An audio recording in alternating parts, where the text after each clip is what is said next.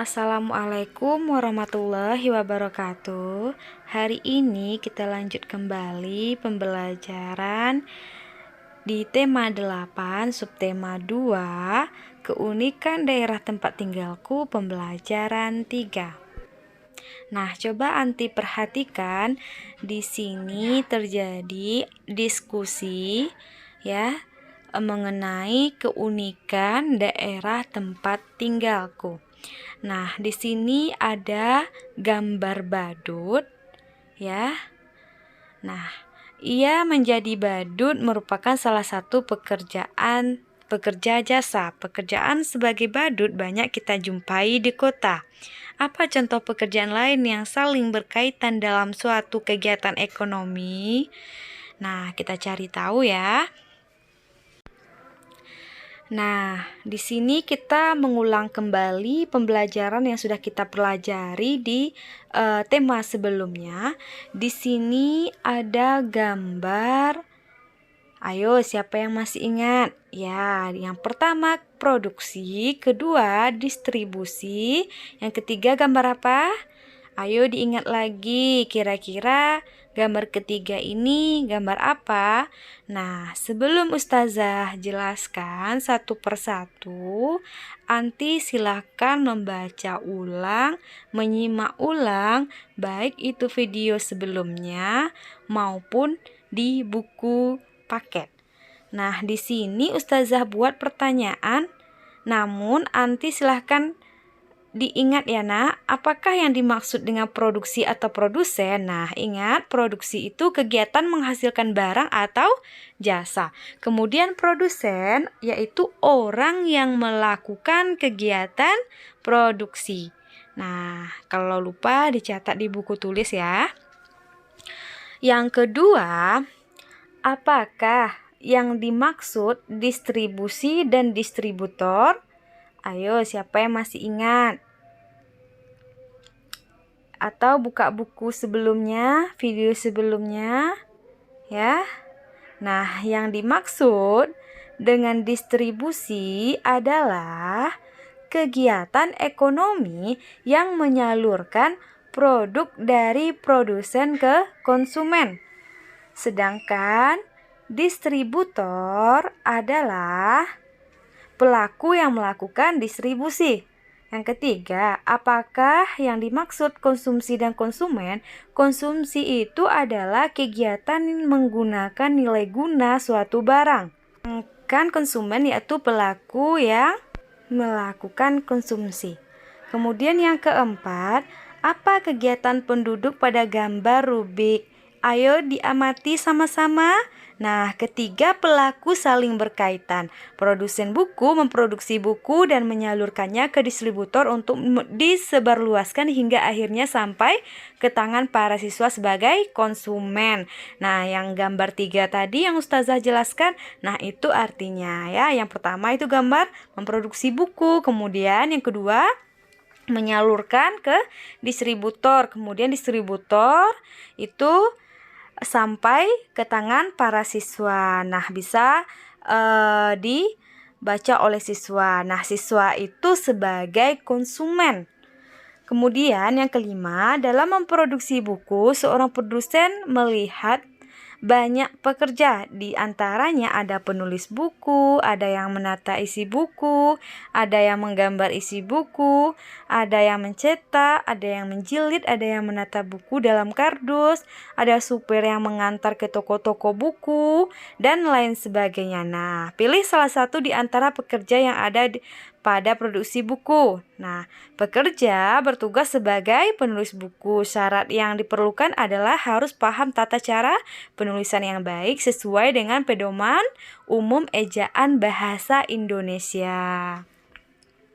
Nah, gambar berikut ini adalah kampus UGM, yaitu Universitas Gadjah Mada. Silahkan Anti baca teks ini senyap di dalam hati. Nah, kemudian ini sambungan dari teks tadi. Silahkan dilanjutkan dibaca senyap di dalam hati. Setelah membaca, coba Anti amati gambar ini. Ya, apakah gambar di atas menunjukkan keragaman karakteristik? Apa yang sedang dilakukan anak-anak pada gambar di atas? Nah, di sini Yanti tidak perlu menjawab karena sudah Ustazah jawab. Jadi Yanti perhatikan. Nah, jawabannya iya. Gambar di atas anak-anak yang sedang bermusyawarah dan mendiskusikan suatu hal dengan saling menghormati satu sama lain. Jadi, di gambar ini terlihat bahwa sedang melakukan diskusi. Nah, tapi mereka tetap saling menghargai, saling menghormati pendapat satu sama lain. Kamu di sekolah mempunyai banyak teman dengan keragamannya. Ada teman dengan ciri fisik berbeda-beda, ada teman berbeda agama, ada juga teman dengan asal daerah tempat tinggal berbeda. Nah, karena kita di sekolah yang IT ya, Islam Sunnah ya, sekolah Islam terpadu. Nah, kita satu agama. Namun tetap ada perbedaan karakteristik, baik itu ciri-ciri fisiknya ya. Nah, sikap kita terhadap itu bagaimana cara menyikapinya? Yaitu bersikap toleransi dan saling menghormati serta tidak berbeda-bedakan. Tidak membeda-bedakan satu dengan yang lainnya dalam menjalin pertemanan. Jadi tidak boleh memilih-milih teman. Ada teman yang kulitnya hitam, ada teman yang kulitnya putih. Nah, yang hitam ini tidak mau digauli, tidak boleh kayak gitu, tidak boleh dimusuhi, tapi tetap berteman baik karena keragaman itu adalah indah. Nah, kemudian di sini ada teks ya. Silahkan Anti baca lagi ya nak. Teks ini nanti ada pertanyaan. Nah, silahkan dibaca senyap di dalam hati mulai dari sekarang. Nah, selanjutnya di sini ada cerita Kali Gajah Wong. Nah, silahkan Anti baca senyap di dalam hati. Kemudian ini adalah sambungannya. Silahkan Anti lanjutkan membacanya senyap di dalam hati. Kemudian ini sambungannya, silahkan Anti lanjutkan membacanya ya nak. Bacanya senyap di dalam hati. Nah, setelah membaca teks ini ada beberapa pertanyaan, namun tidak Anti jawab, tetapi cukup disimak saja Ustazah. Jika tidak jelas di buku ada ya ceritanya. Pertanyaan pertama, siapa saja tokoh pada cerita di atas? Nah, tokoh yang ada di cerita di atas adalah Ki Sapawira, Kiai Diwapangga, Ki Kertipejo, dan Sultan Agung. Kemudian yang kedua, adakah tokoh antagonis dan protagonis pada cerita? Siapakah tokoh itu? Nah, coba Anti tebak. Nah, tidak ada tokoh antagonis ya. Tokoh protagonis ada. Kemarin kita sudah belajar antagonis itu apa, protagonis itu apa. Nah, simak kembali video Ustazah. Nah, sikap protagonis itu Ki Sapawira, Kiai Dwipangga, Ki Kertipejo, dan Sultan Agung. Nah, itu tokoh protagonis. Nah, selanjutnya apa yang Anti pelajari pada hari ini?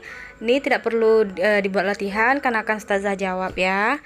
Nah, hari ini Anti banyak sekali belajar tentang pelaku dan berbagai macam kegiatan ekonomi. Nah, yang kita pelajari tadi seperti kita belajar produksi, apa itu produksi, apa itu konsumsi, apa itu distribusi. Nah, tadi kita belajar serta mempelajari tokoh antagonis dan protagonis. Kesimpulannya pada hari ini kita belajar bahasa Indonesia yaitu membaca cerita teks fiksi. Kemudian PKN kita mengamati keragaman karakteristik individu di sekolah. Sudah Ustazah jelaskan tadi. Kemudian yang IPS kita belajar mengamati kegiatan ekonomi seperti kita mengetahui dan Ustazah contohkan beserta gambarnya bagaimana orang yang memproduksi, kemudian orang yang mendistribusi, dan sampai ke orang yang mengkonsumsi. Baiklah, selanjutnya kita masuk pembelajaran 4. Tahukah kamu daerah dengan julukan kota 1000 industri? Daerah dengan julukan kota 1000 industri itu adalah kota Tangerang di Provinsi Banten. Apa keunikan dari kota Tangerang tersebut? Nah, kita pelajari sama-sama ya nak.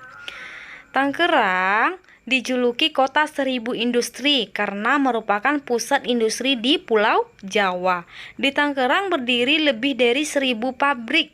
Banyak perusahaan-perusahaan internasional yang memiliki pabrik di kota ini. Selain keunikan, pada Tangerang memiliki keunikan dari bangunan-bangunan lama yang masih berdiri sampai sekarang. Nah, ayo kita pelajari berikut ini. 1. Cari tahu pekerja masyarakat di kota Tangerang. Yang pertama ada guru, buruh pabrik, pengrajin, dokter, wirausaha, karyawan swasta, dan montir. Yang kedua, di kota Tangerang banyak bangunan tua. Kamu dapat mencari tahu nama-nama bangunan tua di Tangerang melalui berbagai media. Mintalah pendamping guru, orang tua, atau orang dewasa jika kalian akan mengakses internet ya. Nah, ini tidak perlu dikerjakan sebagai latihan, tapi akan ustazah contohkan di sini. Nanti simak saja. Yang pertama, bangunan Museum Benteng Heritage ya, Heritage. Yang kedua, Vihara Padu Mutara. Yang ketiga, bangunan Bendungan Pasar Baru. Yang keempat, Kelenteng Bowen Sanbio Tangerang. Yang kelima, Prasasti Tangga dan Jamban. Nah, ini merupakan yaitu bangunan dan keunikannya pada kota Tangerang atau Tangerang ya.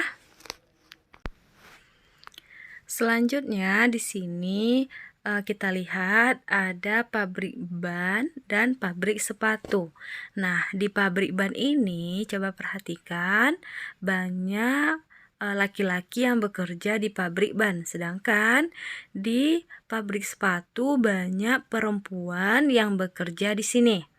Nah, kemudian timbul pertanyaan, siapa saja yang bekerja di pabrik ban? Siapa saja yang bekerja di pabrik sepatu? Apakah ada pekerja yang sama pada kedua pabrik tersebut? Tuliskan pendapatmu.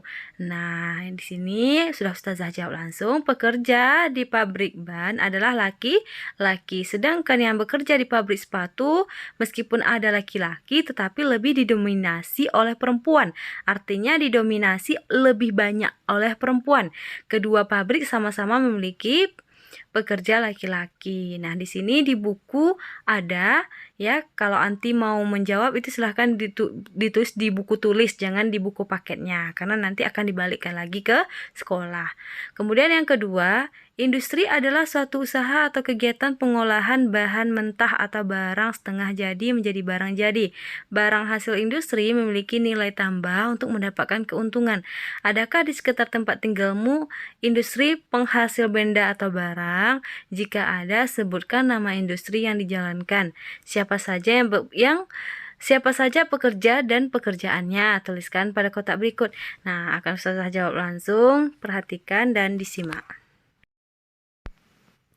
Nah, jawabannya di tempat tinggalku ada industri tekstil yang memproduksi pakaian. Pekerja di industri tersebut didominasi oleh perempuan yang memiliki tugas untuk memotong kain dan menjahitnya menjadi pakaian. Itu contoh dari jawaban yang ustazah berikan tadi ya. Selanjutnya, di suatu tempat kerja seringkali kita jumpai banyak pekerja dengan berbagai spesialisasinya. Sebagai contoh, di rumah sakit. Di rumah sakit ada dokter, perawat, ahli gizi, sapam, supir, dan juru masak. Demikian juga spesialisasi pekerjaan di sekolah. Di sekolah ada pekerja sebagai guru, petugas perpustakaan, sapam, dan tukang kebun, atau orang yang membersihkan sekolah. Pekerja dan pekerjaan pada suatu tempat kerja tentu beragam, bukan hanya pekerja dan pekerjaan. Siswa di sebuah sekolah tentu juga beragam. Ada siswa yang suka berolahraga, ada siswa yang suka menari, dan sebagainya. Nah, kemudian setelah Hanti baca sampai selesai teks tadi, ada pertanyaan yang harus dijawab. Namun, sudah ustazah jawab langsung. Nah, yang pertama, Apa manfaat dari keragaman karakteristik di sekolah bagi dirimu? Jawabannya, manfaatnya adalah bisa saling membantu sesuai dengan keahlian masing-masing. Disimak ya nak. Yang kedua, bagaimana sikapmu terhadap temanmu yang pendiam? Nah, seharusnya sikap anti seperti apa? Kalau teman anti ada yang pendiam, yaitu mengajaknya untuk mengobrol dan bermain bersama teman lainnya ya. Jadi kita ajak dia ngobrol, bicara ya, kemudian bermain bersama-sama. Ketiga, bagaimana sikapmu terhadap teman yang berbeda agama? Nah, yaitu menghormati dan menghargai kepercayaan atau agama teman saya tersebut. Yang keempat, bagaimana sikapmu terhadap teman yang berasal dari daerah lain, yaitu kita tetap dengan menjalin pertemanan yang baik dan bermain bersama mereka. Jadi, perbedaan itu tidak menjadi penghalang untuk kita berteman sama orang lain. Namun, perbedaan itu menjadikan kita tetap bisa menghargai, bermain bersama ya.